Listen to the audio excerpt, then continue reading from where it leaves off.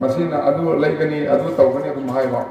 ai loinabi ai ima radi ai abok tadi abok imanan kari sani ibe makari sasi na hanguri right sipi tam sam nani yumda dum hawra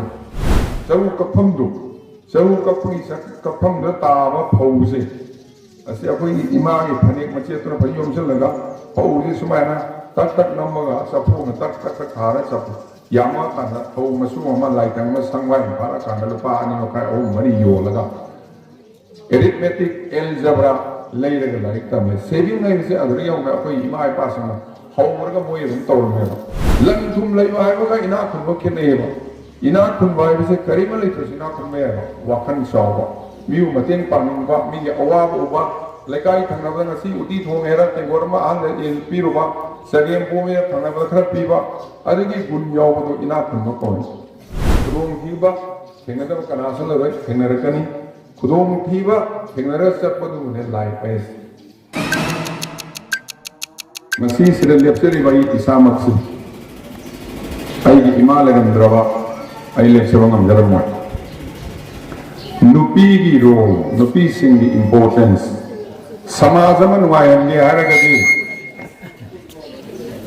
samajama nuayange haragadi ima indol ichal se sing mayam sin numai darkar lai karimu ngasi sele laibiri ba mayam se masari ki no ko shawri nuai tabam ta utti alu taseng na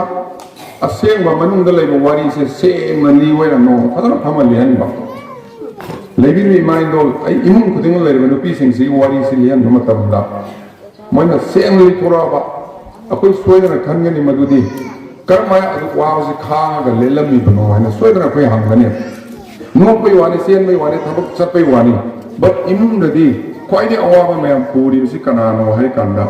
imum amagi lekai ini sama sama, so kan awal nak kaya puri mesti, sih lebih maya mesti, imum tu aku kutingal lagi mana pising. No saya ini now bisa ada kata Rome Tasumim na Hairi ramai nupa macam suta ada kan lagi. Tapi yang aku ini ya orang sini. Aku nupa aku ni maksud. Why we are today nasi aku nupa orang lepi batu iba numai aku tengok pasal aku tengok awak aku tengok kenali sekali dengan mereka. It is because of sila beriba isal sa ima indol mayam sa koi semi sabira koi yopi thapira pagi ne adana we should never forget akoi consider nupi singbu ima indol singbu akoi na moi di importance mogi thaudan consider ka thokam thokte madu ka thokta ba adu ka thokta ba taraga di akoi importance khang ba taraga di nasi akoi na malen nupi palan tawri bese se wang thok soi kana lai kani haine khanje aduna ai mat apam lamin nari bakudima lebiri ba Allah maru ina akoi nupa oiba akoi da ina request tawzaning madi akoi yumna laiba nupi sing se makoi yari makoi phangkam thopa adhikar karigumba ma decision nama wari ma tarako tamna haibet tana ba yawun niba makoi musu kari setting kari sani kari sase kari tawsiga haibani khanna ba choice Pasal tu ada nasi dari Hawaii mobil macam ni, masina adu laigani adu tawgani aku mahai ba. Ai loinabi, ai ima tadi, ai abok tadi, abok imanan kari sani. Ibe makari sasi na hanguri right sipi tam sam nani yumda dum hawra ban. Adu masai takiram ba choice. Ai na panjab khan ba. Kaino ma imum manung ware on lawa kanda mandok khan bagi oigara mi ko bagi oira sak sana bagi oigara ai sunupi moina ai na so ai mod khara pi right nei ba sim bagi basic oiga pot chinje yaura kanda akoi apaba imum ma apaba saga ya ma laikai ma su ko shoi do oigani kanje akoi self help group singda sen tum thada bagi paisa paidana lei cooperative department na paisa gi award leite yam lei tawbadu mayam na haijani madi sen thum thora ka kramani use tawgadagi how to use money is best master hai good servant aina sin na ya ba ai gi manai di oi biya manai ore ga aina sin na ma di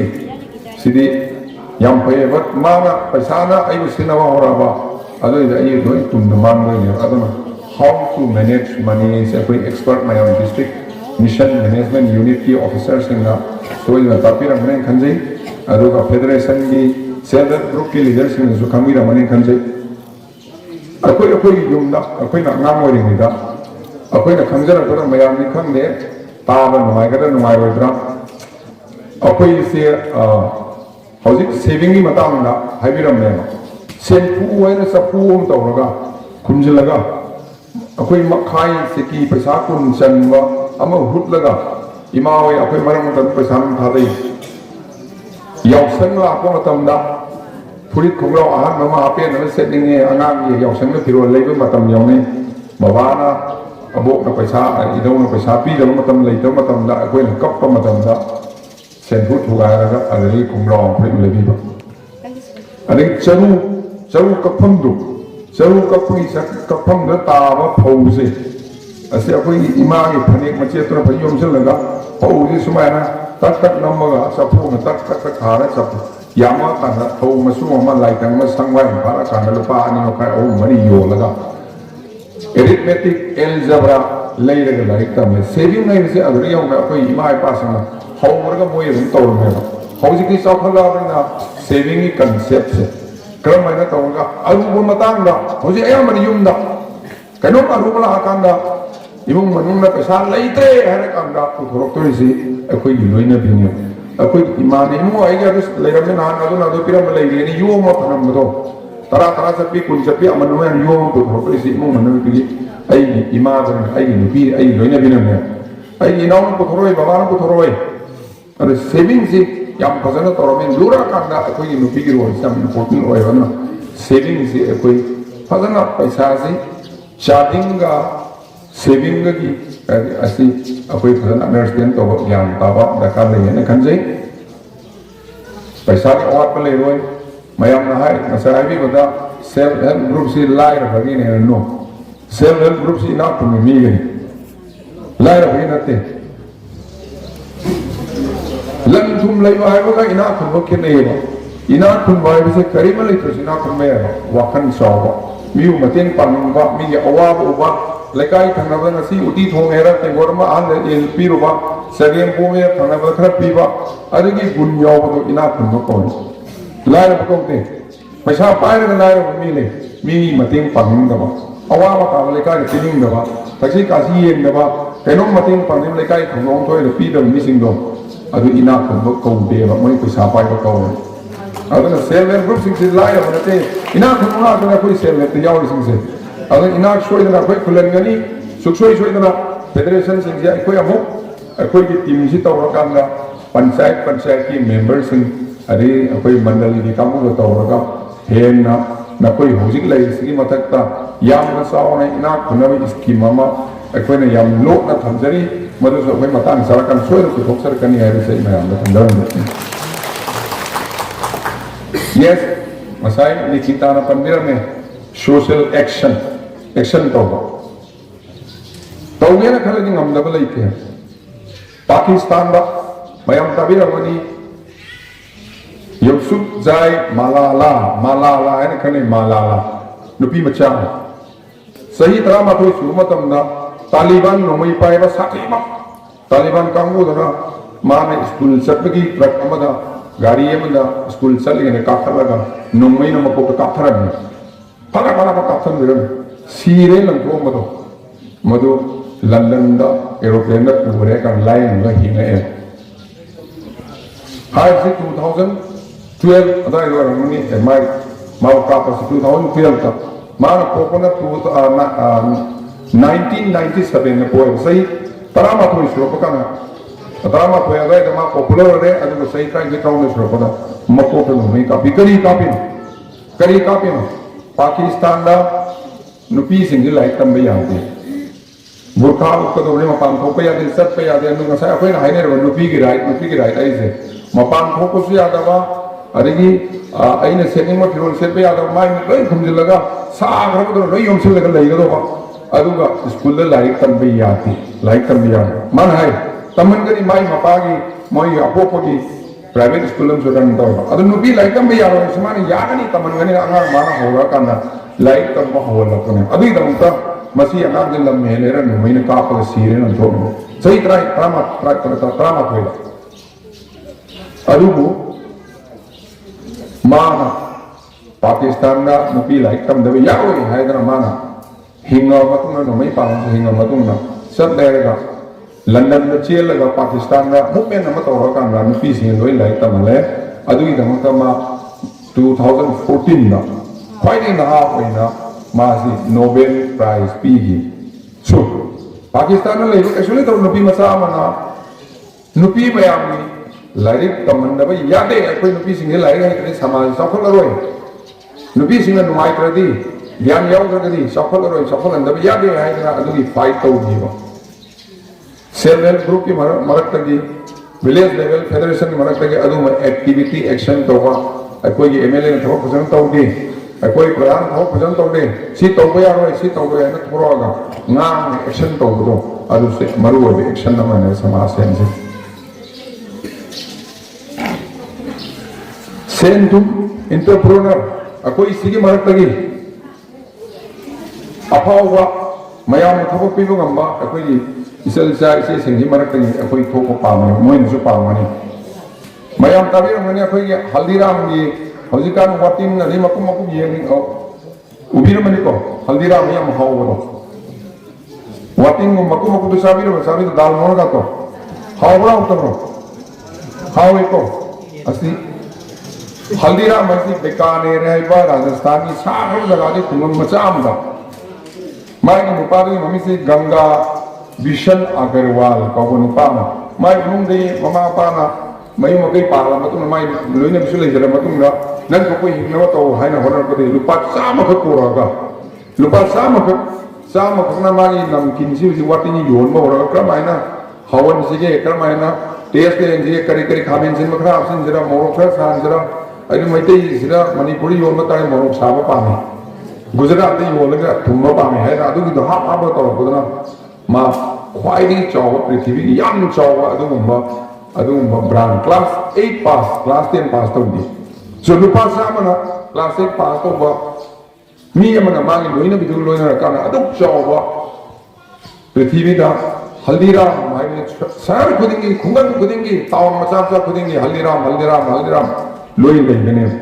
नब्बे अदुई दे अखोई करी लिया लुपा सामना class 8 पास तो बुंगा मना entrepreneur होएगा world की अफाव company मफु होइदना crore लिसिंग ताला कांगा अकोई करी नमो नंगनी अकोई खन मताई कौगने नि मताई बट अकोई गुम्बा लीडर होइबा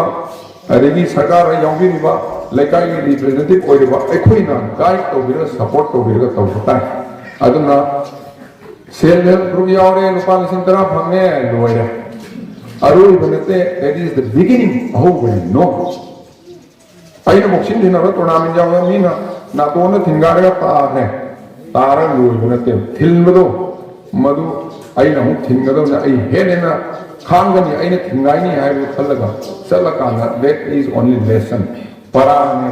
अरुई बनते that is only beginning अदर खुदों थीबा थिंगदो कनासल रहे थिंगरकनी खुदों थीबा थिंगरक सब पदु ने लाइफ है पोको मीटर सीवी आओ करने एरोप्लेन में आमी मियो को हेक्टे को तो पाई खपगन थौ वे हो को एनी टाइम काय रो उसे ने येरम मसो कनो मा खावले प्रसो कदाय रो मई मोर एरोप्लेन यु काय रो अदु माइ तौतना कोई को पाई मन मिचिरा सीबल मियो खरे मंगला खरे सीबीआई खुदी फिरे सीबीआई नाम हो पले सीबीआई इसी नारे सीबीआई अदुना सीनी आइ बसे सीबल को कीद्र कांदा लाइफ के प्रॉब्लम मचा थेंगने बदा कोइना किनिंगाई लेते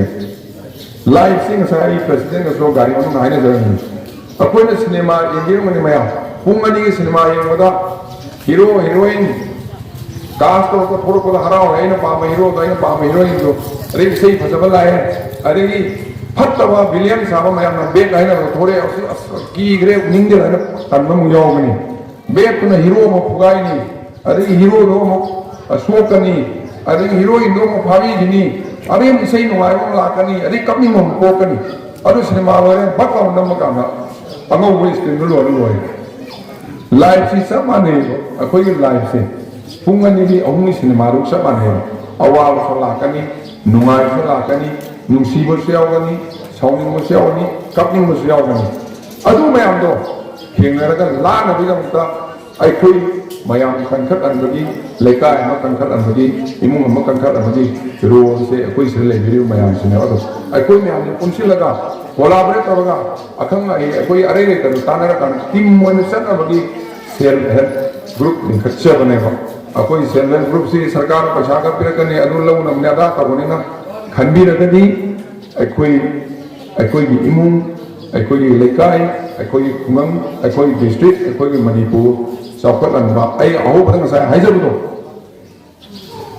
ꯁꯃꯥꯖ ꯑꯃ ꯅꯨꯡꯉꯥꯏꯒꯦ ꯍꯥꯏꯔꯒꯗꯤ ꯁꯃꯥꯖꯅ ꯌꯥꯝ ꯅꯨꯡꯉꯥꯏꯅ ꯂꯩꯒꯦ ꯃꯣꯃꯣꯟ ꯅꯣꯛꯑꯒ ꯂꯩꯒꯦ ꯍꯥꯏꯇꯥꯔꯗꯤ ꯁꯤꯗ ꯂꯩꯕꯤꯔꯤꯕ ꯏꯃꯥ ꯏꯕ ꯏꯆꯜ ꯏꯆꯥ ꯏꯃꯨꯡꯗ ꯂꯩꯔꯤꯕ ꯃꯌꯥꯝꯁꯦ ꯃꯣꯏꯕꯨ ꯅꯣꯛꯍꯟꯕ ꯗꯔꯀꯥꯔ ꯂꯩ ꯃꯣꯏꯕꯨ ꯅꯨꯡꯉꯥꯏꯍꯟꯕ ꯗꯔꯀꯥꯔ ꯂꯩ ꯑꯗꯨꯅ ꯑꯩ ꯑꯃꯨꯛꯀ ꯍꯟꯅ ꯂꯥꯁꯇ ꯇꯤꯟꯕꯤꯔꯤꯕ ꯑꯩꯒꯤ ꯃꯔꯨꯞ ꯃꯄꯥꯡ ꯏꯅꯥꯎ ꯂꯩꯔꯤꯕ ꯏꯌꯥꯝꯕ ꯂꯩꯔꯤꯕ ꯃꯌꯥꯝꯗ ꯍꯥꯏꯖꯅꯤꯡꯉꯤꯁꯦ ꯑꯍꯜ ꯂꯃꯟꯗ ꯉꯁꯤꯗꯒꯤ ꯍꯧꯖꯤꯛꯇꯒꯤ ꯍꯧꯔꯒ ꯑꯩꯒꯤ ꯌꯨꯝꯗ ꯑꯩꯁꯨ ꯌꯥꯝ ꯇꯣꯏꯅ ꯈꯟꯅꯩ ꯑꯩꯈꯣꯏꯒꯤ ꯂꯣꯏꯅꯕꯤꯒ ꯍꯦꯛꯇ ꯑꯗꯨ ꯇꯧꯔꯝꯗꯦ ꯑꯗꯥ ꯇꯧꯔꯝꯗꯦ ꯉꯥꯡꯕ ꯈꯛꯇꯅꯤ ꯑꯗꯨ ꯑꯩꯈꯣꯏ ꯊꯃꯣꯏꯗꯒꯤ ꯇꯧꯕ ꯉꯝꯗꯦ ꯑꯗꯨ ꯑꯩꯈꯣꯏ ꯌꯥꯔꯒꯗꯤ ꯃꯈꯣꯏꯁꯨ ꯌꯦꯡꯁꯤꯕ ꯑꯩꯈꯣꯏꯅ ꯅꯣꯡꯉꯥꯟꯕ ꯇꯧ ꯆꯠꯂꯤ ꯃꯣꯏꯕꯨ ꯆꯠꯍꯜꯂ ꯌꯦꯡꯁꯦ ꯑꯩꯈꯣꯏ ꯐꯝꯃ ꯂꯩꯍꯧꯁꯦ ꯍꯞꯇꯥ ꯑꯃꯗ ꯑꯩꯈꯣꯏ ꯋꯥꯁꯛꯅꯁꯦ ꯍꯞꯇꯥ ꯑꯃꯗ ꯅꯣꯡꯃ ꯈꯛꯇꯗꯤ ꯑꯩꯈꯣꯏ ꯆꯥꯛ ꯊꯣꯡꯉ ꯌꯨꯝꯗ ꯂꯩꯁꯦ ꯅꯨꯡꯇꯤꯒꯤ ꯃꯣꯏꯅ ꯊꯣꯡꯉꯤ ꯃꯣꯏꯁꯦ ꯅꯨꯃꯤꯠ 5ꯅꯤꯁꯦ ꯃꯣꯏ ꯊꯣꯡꯍꯟꯁꯦ ꯅꯣꯡꯃ ꯈꯛꯇ ꯑꯩꯈꯣꯏ ꯊꯣꯡꯉꯒ ꯃꯣꯏ ꯆꯠꯍꯟꯁꯦ ꯌꯥꯅꯤꯡꯗꯦ ꯆꯤꯟꯅꯗꯤ ꯉꯥꯡꯉꯤꯕ ꯊꯃꯣꯏꯗꯒꯤꯗꯤ ꯑꯩꯈꯣꯏ ꯇꯧꯗꯦ ꯁꯣ ꯑꯟꯂꯦꯁ ꯅꯨꯄꯥ ꯑꯣꯏꯕ ꯑꯩꯈꯣꯏ ꯃꯌꯥꯝꯅ ꯑꯣꯅꯦꯁꯇ ꯑꯣꯏꯗ꯭ꯔꯤꯉꯩ ꯊꯃꯣꯏ ꯁꯦꯡꯗ꯭ꯔꯤꯉꯩ ꯊꯥꯖꯕ ꯂꯩꯇ꯭ꯔꯤꯉꯩ ꯅꯨꯡꯁꯤꯕ ꯊꯃꯣꯏꯗꯒꯤ ꯅꯨꯡꯁꯤꯕ ꯌꯥꯎꯗ꯭ꯔꯤꯉꯩ ꯉꯁꯥꯏꯒꯤ ꯍꯥꯏꯔꯤꯕ ꯋꯤꯃꯦꯟ ꯑꯦꯝꯄꯥꯋꯔꯃꯦꯟ ꯑꯩꯈꯣꯏꯒꯤ ꯅꯨꯄꯤꯁꯤꯡꯅ ꯁꯛꯇꯤ ꯄꯤꯕ ꯍꯥꯏꯕꯁꯦ ꯃꯁꯤ ꯈꯔ ꯋꯥꯒꯅꯤ ꯑꯗꯨꯅ ꯑꯩꯈꯣꯏꯒꯤ ꯂꯧꯔꯦꯝꯕꯝ ꯒ꯭ꯔꯥꯝ ꯄꯟꯆꯥꯌꯠꯇꯒꯤ ꯍꯧꯔꯒ ꯂꯥꯝꯂꯩꯊꯦꯛ ꯑꯃꯗꯤ ꯂꯧꯔꯦꯝꯕꯝꯗꯒꯤ ꯍꯧꯔꯒ ꯑꯩꯈꯣꯏ ꯃꯌꯥꯝ ꯌꯥꯎꯅ ꯉꯁꯤꯗꯒꯤ ꯑꯩꯈꯣꯏ ꯉꯁꯤꯒꯤ ꯄꯥꯟꯗꯝꯁꯤ ꯐꯪꯅꯕ ꯍꯣꯠꯅꯃꯤꯟꯅꯁꯦ ꯍꯥꯏꯕ ꯋꯥꯍꯩ ꯈꯔꯁꯦ ꯍꯥꯏꯖꯔꯒ ꯑꯣꯔꯒꯅꯥꯏꯖꯔ ꯈꯨꯗꯤꯡꯃꯛꯄꯨ ꯍꯥꯏꯅꯤꯡꯉꯥꯏ ꯂꯩꯇꯅ ꯊꯥꯒꯠꯆꯔꯤ ꯊꯦꯡꯛ ꯌꯨ